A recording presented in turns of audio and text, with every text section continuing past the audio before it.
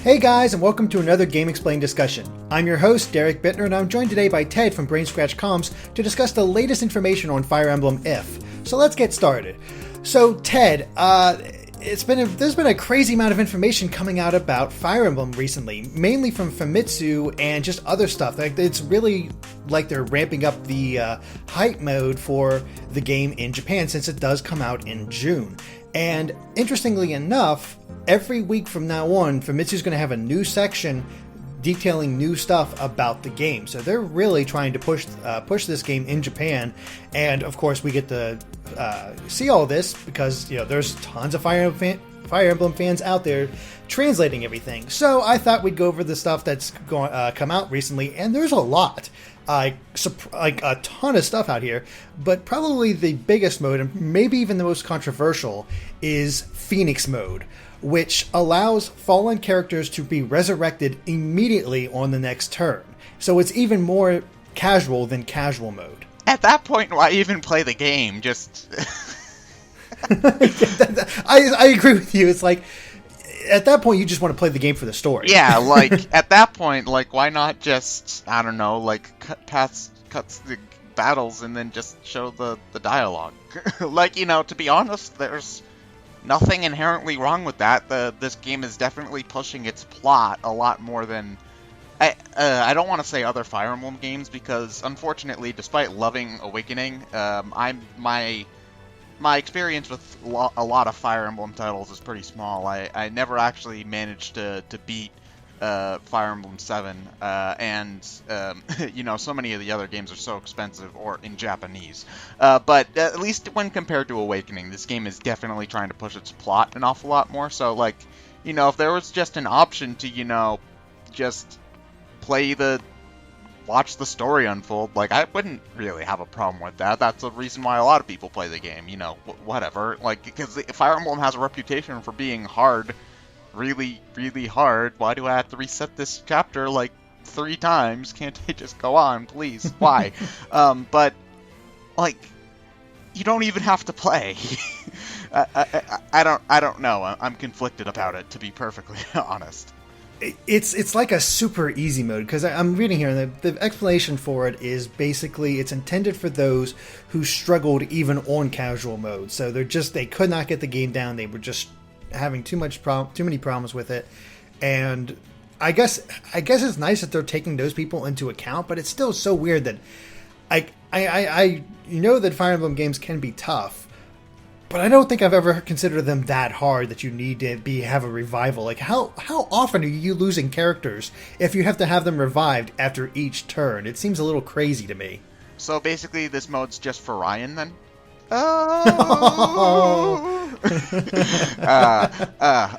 So pot shots aside, yeah, like, I understand why there was a casual mode implemented in Awakening. I mean, I understand. Personally, I'm the type who says if you're not resetting each stage 5 times to make sure that you get through with nobody left behind, then you're playing the game wrong. Stares at your live stream, Derek.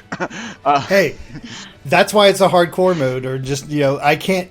I'm not going to make people suffer through the same mission 5 times until I get everything right. Plus it adds drama. I know. Well, yeah, well...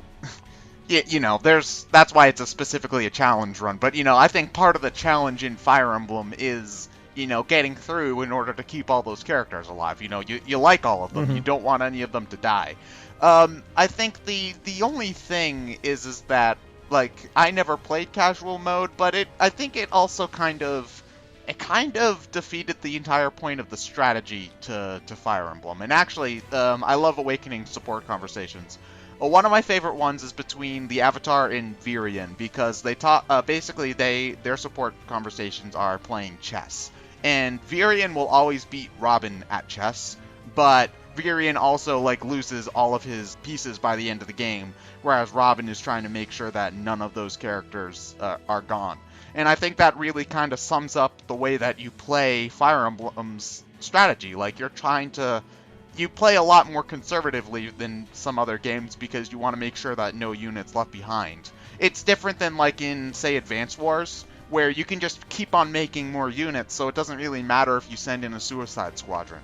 And that's why I've always found Fire Emblem more interesting than Advance Wars, because, you know, you don't want to just, I don't need this tank battalion, so I can just send them in to keep people busy while I flank around and take care of my objective. Like, you know, if you're gonna send in a tank to kind of aggro enemies and keep the attention, like, that's a risky job. You got to make sure that it's somebody who's durable, or else, you know, you're gonna have to restart that entire mission. So I feel like, you know, casual mode, I'm glad that it's there, but even that kind of defeats the strategy aspects of Fire Emblem to some degree. So Phoenix mode, again, it's why even turn the game on? I don't mind casual mode because I think it's a good way to get people into the series, and it's proven that because this is the only Fire Emblem game that Ryan has played, who is, you know, also a member of Brain Scratch. He's played Path of Radiance and some other ones. I don't know if he's beaten them, but he's played them. Exactly, he wasn't able to get into them as much because you got to that point where you just got tired of restarting those missions, and I can understand that. There's a certain level of frustration where you're trying to learn, but you keep having those troubles, especially in some of the more difficult missions, and you just keep losing characters, and I understand that, like, how that causes frustration. So casual mode is a nice way to sort of negate that. I mean, and we're talking about the super easy mode, but everything else about the game is like, it's still going to have the classic mode, and there's still going to be normal, hard, and lunatic difficulty settings. So there are a ton of options here for every level of player, which I personally think is a good idea. Yeah. Because it just widens its appeal, and as we saw with Awakening, that's a good thing. Yeah.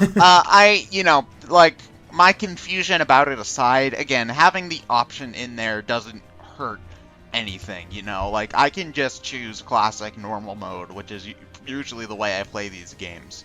So, like, classic normal mode, I can play through the game normally. It doesn't negatively impact me in any way. Like, if they had made it so that this new Phoenix mode was the only option for a non-classic mode, then I think I might have had a little bit more issue with it. Mm-hmm. But, you know, having the option there doesn't hurt anybody. It's just confusing, but, you know, whatever. If people were still having trouble even with casual mode, I suppose there's no harm in it. And thinking about, especially the Dark Knight version, or whatever they end up calling it in the US, I think that it makes a little bit more sense when you consider that version of the game, where you won't really be able to grind, you know, and it's supposed to be an awful lot harder. So, you know, if there are people who struggled on Awakening, which is considered by a lot of people to be even a somewhat easy by Fire Emblem standards, if there were people who struggled with normal Awakening's casual mode, then I can understand people maybe needing the Phoenix mode. You know, again, I'm not going to be touching it, so it doesn't negatively impact me.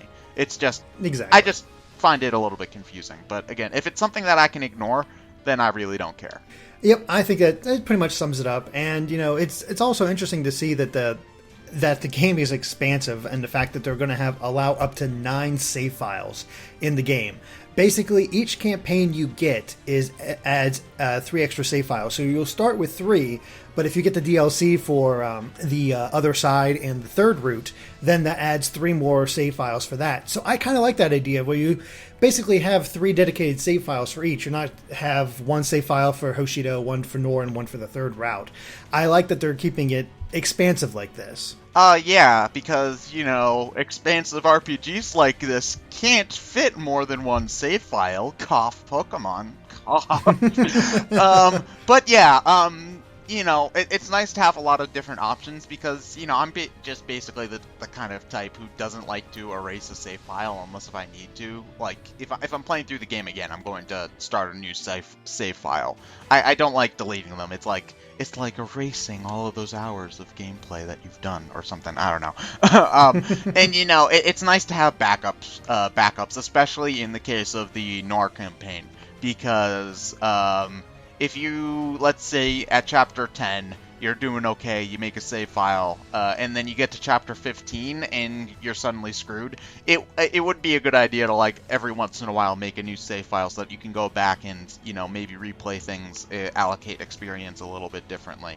I think, again, a lot of these choices are being made in because of the inclusion of the Nor campaign, because I think they wanted to make that as accessible as possible, even though it's meant to appeal to the older Fire Emblem fans. So I do like that. More save files, the better. Is basically just my opinion on the whole thing. Pretty much. There's nothing wrong with having a lot of save files. Oh no. You know, it's always welcomed. So the rest of this initial information that we got, just little bits here and there about each of the characters and what they can do. But one of the big things is, of course, the fact that the whole pair-up feature is back. Much like Awakening, how you can either guard each other or attack together. But there is a new gauge that's the characters have, which is called the shield gauge. And a lot of people are thinking this might be related to their ability to deflect enemy attacks while in a guard stance. So they're not guaranteed to completely block an enemy unit. They can just they have a certain amount that they can defend by, which again leads to further strategy about who you pair up in a defensive stance. Because that could break their shield and maybe even damage that person. That'd be terrible. Yeah. Oh man, that'd be awful. I think that what they're trying to do is nerf pair up, because pair up. I've thought, you know, some people I've seen had issues with pair up. They thought that it made the game too easy, and indeed, making sure that units were paired up the right way could break Awakening basically in half. But I always thought that there was sort of a trade-off in Awakening where if you had you had basically two options. You could either like pair up the units and make them like one unit, but then you had half as many actions each turn, or you could like position all of your units in a really kind of awkward way so that they were always like right next to each other, so that you could take care of those. You could take advantage of the pair up, like the guards and the dual attacks, while still also having the same amount of actions. But that also required a very specific strategy. So I didn't have as much issue with it as some other people, but I do agree that if you get like an S rank support, like especially with particularly powerful characters, like if you A-ranked Chrom in the Avatar, or my personal favorite couple in the game is Donald and Olivia. If you get those guys out of their starting classes, marry them, they wreck the opponent. And it's just like all of these enemy units are fleeing in terror from the hick village boy and the shy dancer girl. I find that hilarious. But yeah, I do agree that the system did need some amount of nerfing, and I think that blocking the amount of time, or reducing the amount of times where you can take 0 damage from enemy attacks will do that, because it essentially makes the units an awful lot less invincible. Because you could, a lot of the times, send in a married couple into the thick of a fight in Fire Emblem Awakening, and they'd walk out without a scratch because they'd keep up, because their guard percentage would be at like 60 or something ridiculous, and they'd block almost every single attack. So I do like that change as well, and also the fact that enemies can use pair up, as seen in the direct. I think that they're trying to make it more of a strategic option as opposed to seemingly a win button. So, you know, I'm always down for that. I like how they're trying to increase the strategy surrounding it, and I'm all for that, because pair up for me emphasizes the support relationships between units, which is one of my favorite parts of Fire Emblem. So I think if they're putting so much emphasis on this mechanic in this game, like trying to rework it, I think that basically confirms unlimited supports are back. I can't go back to older Fire Emblems, partially because, you know, you can only support like 3 times or whatever, and I hate that. So, you know, unlimited supports is great, and yeah, so I'm really looking forward to how they rework pair up in the newest game. I think it's what we're seeing a lot now that we're getting more information on Fire Emblem If, is that they're really trying to basically go back to the drawing board. They know what worked in Awakening, and they want to change it up and make it more strategy focused, make it, you know, adjust some of the balancing issues that Fire Emblem had, also with the pair-up functions, but also the fact that we've learned that they've done 2 major things with weapons. One is that the weapon triangle has been changed. It's still essentially the same in that the swords are good against axes, axes are good against lances, and lances are good against swords. But they've added in the other weapons into this triangle. So now it's swords and magic that are strong against axes and bows. Bows and axes are stronger against lances and dark or hidden weapons, which they give examples of knives and shurikens. So basically like throwing weapons. And the lances and the hidden weapons are good against the swords and magic. So it's like they've added a second triangle with the ranged attacks. So, bows over magic over bows, bows over hidden weapons over magic. And I really like that idea of like expanding upon this and really making you think, because it always struck me as odd that bows are almost sort of out of the triangle. Yeah. They had their own thing, and magic had its own triangle, but it was always good against everybody else, and it became so powerful because of that. And you only had to worry about, with mages, just keep them back, keep them safe from any physical attacks, and then have them handle everything else. And I like that they're bringing in these new types of like hidden weapons. It's creating an interesting dynamic that I really want to play with. Yeah, it's interesting. It's also kind of strange too, because part of the reason why I like archers a lot in Fire Emblem, but part of the reason why I like them is that they're kind of a neutral. They're neutral. They're out of the weapon triangle. So assuming that this character isn't like a knight or a general with absurd defense, you can usually send in a bow and snipe a person and take care of them pretty easily. So adding them to the weapon triangle is a little bit interesting. What I'm wondering is how this is going to affect kind of like the other units. Like, are bows still going to be super effective against flying units, for instance? I would assume so. Yeah, but then does that also mean that axes are better against flying units now, or something? Like, I don't know. It's interesting because Fire Emblem is, for a really long time, has been revolved around this basic weapon triangle: swords over axes over lances over swords, and everything else was kind of in flux. Like, there were general things like bows were usually better against flying units, but some things were always kind of up to change. Like, there was a magic triangle in some games and not in other games. Like, Awakening doesn't have a magic triangle. It just has different types of magic, which really that have some differences, but not really. Like, I don't really like one type of magic was good against flying units, for instance. So again, this is something that I think I'm going to need to wait for the full game to kind of see, because how kind of sprawling the weapon kind of advantages that Fire Emblem had was one of the most interesting things about it. I thought, you were slowly introduced to all of these different caveats of the strategy, and by the end, you were thinking about 1,000 things at once, and that's part of the thing that I liked about it. And this isn't inherently bad by any stretch, it's just different. I think I do see why they did it, though, and I think it was to nerf magic, because in Awakening, magic is absolutely ridiculous. Yeah. I mean, it does have the problem of maybe making things a little too simple. I'm not sure, but I think it's something that that they can really balance out. And I think it could work. I think it leads to an interesting dynamic to everything, and I don't know. We'll see. We'll just see how it goes. All right, guys. Well, Ted and I talked for so long that I actually have to split this discussion up. It's almost 40 minutes. So I'm actually going to stop it here and pick up the rest next time, where we cover the lack of weapon durability, the new characters, all the different classes, and talking about the avatar itself. There's a lot of new information about Fire Emblem If, and we just keep going. So I want to thank you guys for watching, and if you like this video, be sure to like us on Facebook and Twitter at GameXplain, and of course stay tuned to GameXplain for the next part of the Fire Emblem discussion and other things gaming too. Until next time, guys. Bye.